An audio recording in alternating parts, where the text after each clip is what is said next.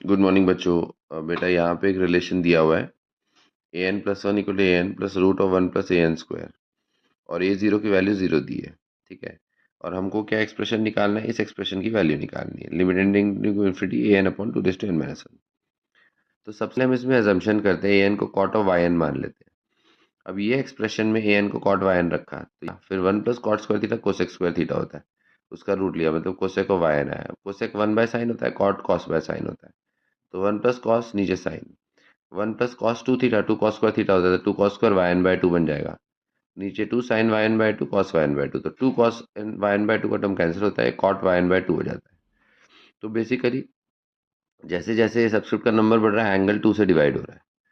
तो अब ए जीरो को अगर कॉट थीटा के फॉर्म में लिखना है तो कॉट पाई बाय टू बनेगा।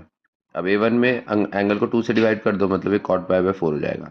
ए टू में कॉट पाई बाय एट हो जाएगा। तो इस तरह से ए एन क्या बन जाएगा, cot of pi upon two raise to n plus one.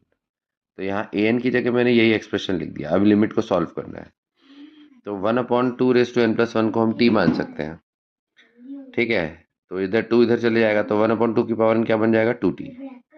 तो ये कॉट ऑफ पाई टी हो गया और डिनोमिनेटर को वन बाय फोर टी लिख दिया तो फोर टी ऊपर चले जाएगा।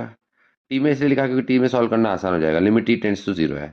कॉट नीचे जाके टैन बनेगा, टैन पाई टी को पाई टी से डिवाइड करो, पाई टी से मल्टीप्लाई करो, तो ये स्टैंडर्ड फॉर्म बन रहा है टैन एक्स बाय एक्स वाला। तो इसकी वैल्यू वन होती है और इधर ये जो बाहर है टी के टी से कैंसिल हो जाएगा, तो मतलब हमारा लिमिट का आंसर बेटा फोर बाय पाई आ जाता है। Okay, thank you.